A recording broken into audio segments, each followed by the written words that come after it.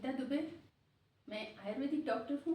मैं आज अपनी प्रथम कविता अपना काव्य पाठ करने जा रही हूँ। डॉक्टर सुनीता दुबे, मैं अपनी प्रथम कविता का पाठ आज करने जा रही हूँ। आशा है आप लोगों को पसंद आएगा। मेरी कविता का शीर्षक है मैं क्यों पराई। जब बेटी शादी करके अपने ससुराल आती है और वहाँ जब वो ये सुनती है कि ये पराए घर से आई है, ये पराई है, तब तो उसके मनोभाव क्या होते हैं। सुनिए वो अपने पति से क्या कहती है। ओह मेरी प्राणेश, सब कुछ तुम्हें अपना मानकर इस घर में आई हूँ। ओह मेरे प्राणेश, सब कुछ तुम्हें अपना मान इस घर में आई हूँ। फिर सब क्यों कहते हैं मैं पराई हूँ। फिर सब क्यों कहते हैं मैं पराई हूँ। खून पसीना देकर इस नीड़ को घर बनाया है। खून पसीना देकर इस नीड़ को घर बनाया है। पाणी ग्रहण की सप्तपदी को सदियों से निभाया है। पाणी ग्रहण की सप्तपदी को सदियों से निभाया है। फिर भी मेरा अस्तित्व क्यों पराया है। ये सुनकर पति अपनी पत्नी को प्यार से समझाते हुए कहता है, मुझ पर क्यों इल्जाम लगाती प्रिय। क्या जनक ने तुम्हें पराया न माना था। क्या जनक ने तुम्हें पराया न माना था। तुम्हें तो जन्म से ही पालक ने दान स्वरूपा माना था। तुम्हें तो जन्म से ही पालक ने दान स्वरूपा माना था। फिर क्यों प्रिय ये कौतूहल और जिज्ञासा वहां नहीं आई थी। वहां भी तो तुम पराई थी। वहां भी तो तुम पराई थी। पति के वचनों को सुन पत्नी सहसा विचार करते हुए सोचती है, ये सुन सहसा ठिठक गई मैं। ये सुन सहसा ठिठक गई मैं। बचपन की उन गलियों में भटक गई मैं। जनक महल की चार दीवारी में ये बाल सुलभ मन प्रफुल्लित हो कुलांचे भरता था। पर विधाता की लेखनी ने समय चक्र घुमाया था। नव यौवन ने दस्तक दी और हाथ पकड़ ये बताया था, ये जनक दीवारी तो है पराई। ये जनक दीवारी तो है पराई। तुम्हें अपना नीड़ बनाना है। ये जनक दीवारी तो है पराई। तुम्हें अपना नीड़ बनाना है। हाय जब राजा जनक ने भी कन्या का दान किया। हाय जब राजा जनक ने भी कन्या का दान किया, तो कैसे इस मानस जीवन में मैं ना होती पराई। तो कैसे इस मानस जीवन में मैं ना होती पराई। छूटा बाबुल का घर। छूटा बाबुल का घर क्योंकि ये दस्तूर निभाना था। उन्हें भी तो पुण्य कमाना था। उन्हें भी तो पुण्य कमाना था। हाँ वहाँ मैं भी पराई थी। हाँ वहाँ मैं भी पराई थी। ये उन्होंने भी माना था।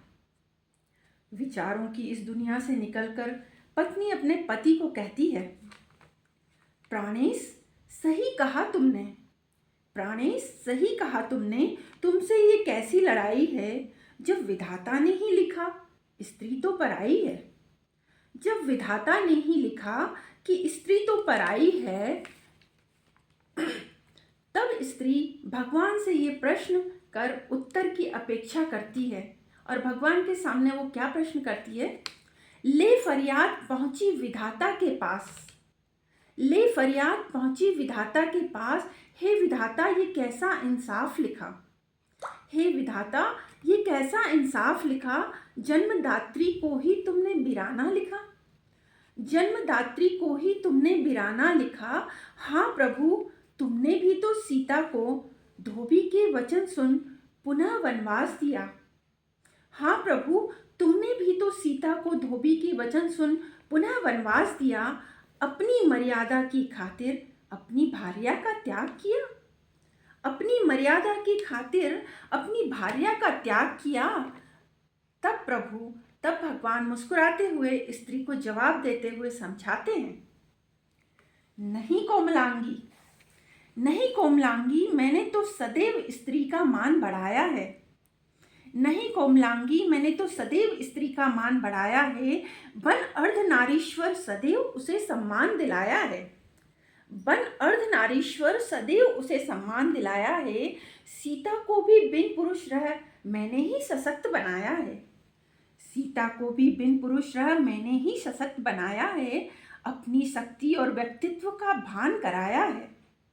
बिन पुरुष नारी भी है संपूर्ण, बिन पुरुष नारी भी है संपूर्ण, वही सृष्टि की सृजक है और वही काली का रूप धर संहारक भी, और वही काली का रूप धर संहारक भी, वही प्रेम स्वरूपा राधा है, वही प्रेम स्वरूपा राधा है और वही कर्तव्य परायण पार्वती भी।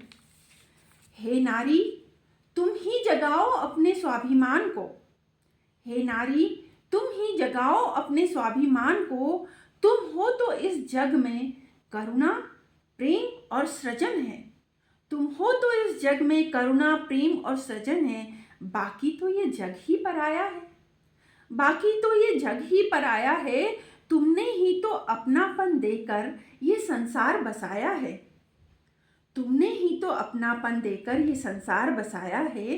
हे स्त्री तुम नहीं पराई, हे स्त्री तुम नहीं पराई, तुम तो अपनी यात्रा में आगे नव सृजन पर निकल गईं, तुम तो अपनी यात्रा में आगे नव सृजन पर निकल गईं। अभागे और पराये तो वे हैं, अभागे और पराये तो वे हैं जिन्हें छोड़ तुम चली गईं, जिन्हें छोड़ तुम चली गईं।